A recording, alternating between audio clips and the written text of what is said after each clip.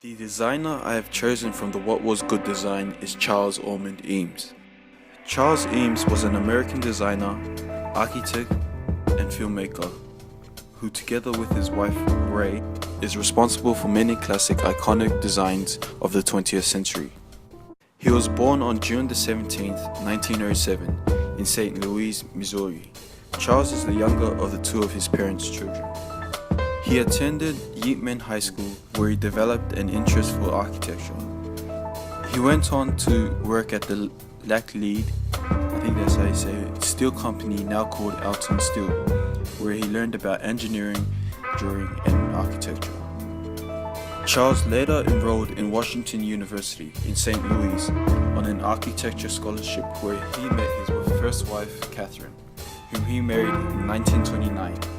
A year later, they had a daughter named Lucille.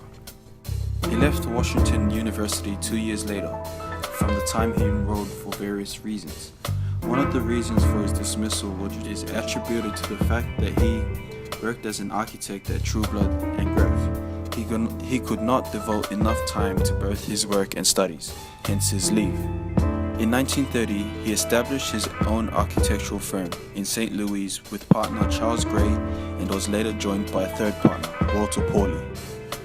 One great influence on Charles was the Finnish architect Elil Saarinen, head of this place, in Michigan.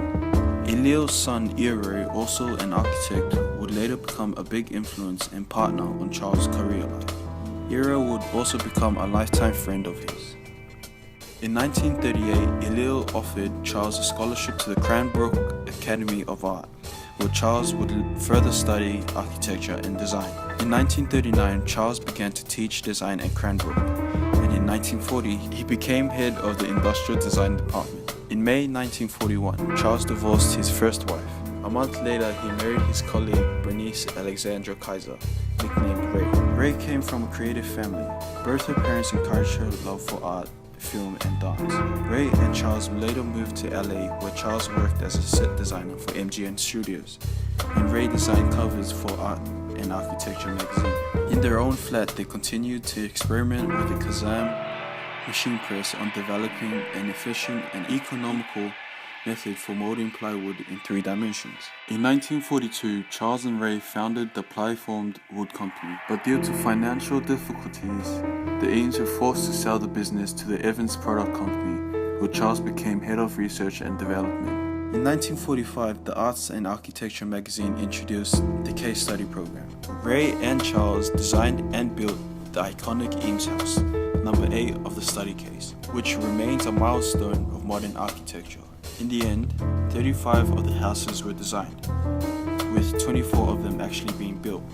Charles and Eero submitted the organic chair as a joint entry to the Organic Design in Home Furnishings competition, held by the Museum of Modern Art in New York, 1941. Their work displayed the new technique of wood molding that Eames would further develop in many molded plywood products, including chairs and other furniture, splints and stretchers for the US Navy during World War II. The organic chair was developed in several versions for the competition. From a technical point of view, the design was ahead of its time, but due to the absence of suitable manufacturing techniques, the chair never went into production. Not until 1950 did it become possible to produce this design in large quantities.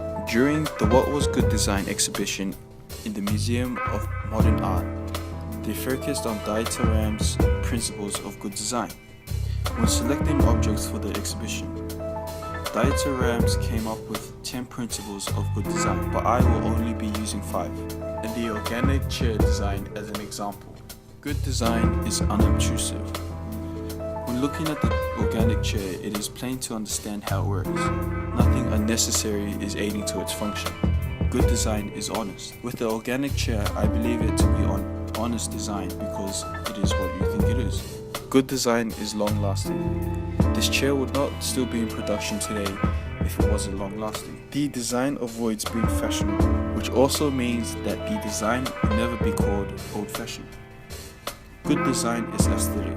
The way that the curves on this design is portrayed makes it look natural, which is aesthetically pleasing.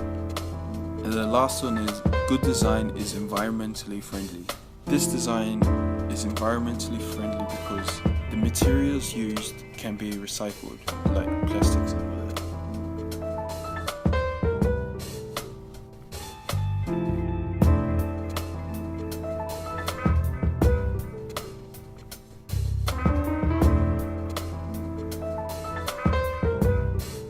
So TY for listening to this sort of informative presentation. Yeah, take it easy. See ya.